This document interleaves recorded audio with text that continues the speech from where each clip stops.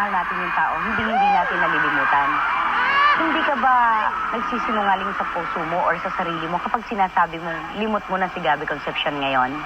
Marami na rin ang nangyari. Marami nang nangyari sa kanya-kanya naming buhay na siguro kahit siya sabihin niyang mahal niya ako hanggang ngayon, ay hindi ko masasabi kung anong intensity compared to before. Kasi nagmamahalan kami noon eh. Mas demonstrative lang ako pero pareho kami nagmamahalan. So ngayon, syempre marami na rin nangyari. Kumbaga sa akin, ang hirap ibalik yung dating yung feelings, yung intensity ng feelings namin or feelings ko noon for him. Although hindi mawawala yung there's a part of me that will always belong to him that can never be taken away from me. Si Richard sa akin, just like yung wala ng marriage, wala ni Gabby, isa yon sa mga biggest blows sa buhay ko. Meron ka pang sama ng loob, kaya nakapagsalita ka noon na napakahirap talaga makipagrelasyon sa isang artista. Dapat, kung artista ang isa, ang lalaki hindi. So Sharon, ano ang dahilan at nakipagrelasyon ka pa uli sa isang artista kay Richard Gomez? Well, tinamaan ako. Tinamaan ka? Na-in-love ako. Kasi at the time si Richard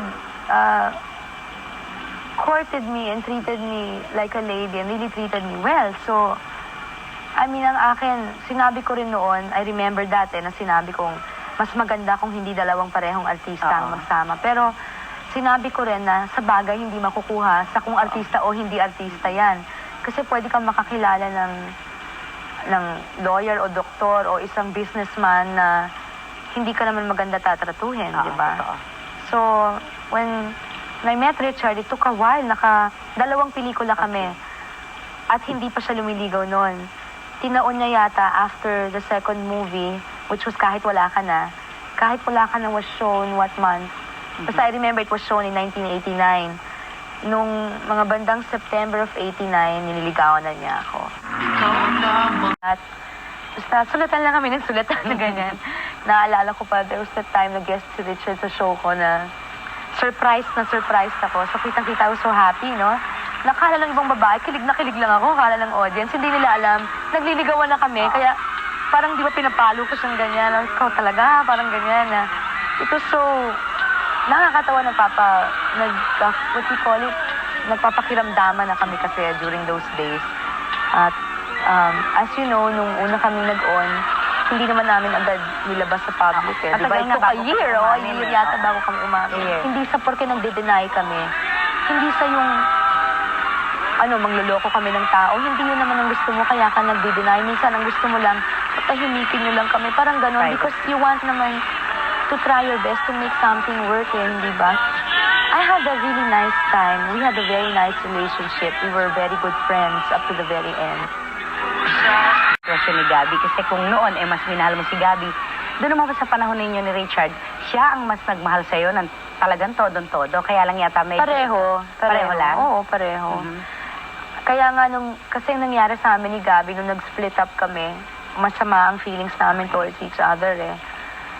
Nung kami ni Richard na nag-break up, we were still very much in love with each other. Sharon, kasi may mga kwentong nabuo nun, di ba? Yung ang sarap-sarap daw manligaw ni Richard na dinadalhan ka raw ng almusal sa parlor. Totoo ba yun? Narinig mo yun? Oo. Pwede bang pakikwento mo yung pagpapadala niya ng flowers at ng almusal sa parlor habang napapaayos ka? Umaga yun, ha?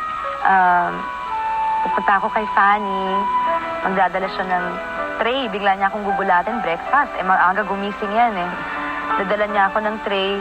Kompleto na, may plato, may kanin, may naka-prepare na, may ketchup pa, ganyan. It's very sweet, very sweet. Yung maya-maya, meron siyang little something na... Sharon, kasi sinasabi nila napaka-independent na tao ni Richard, di ba?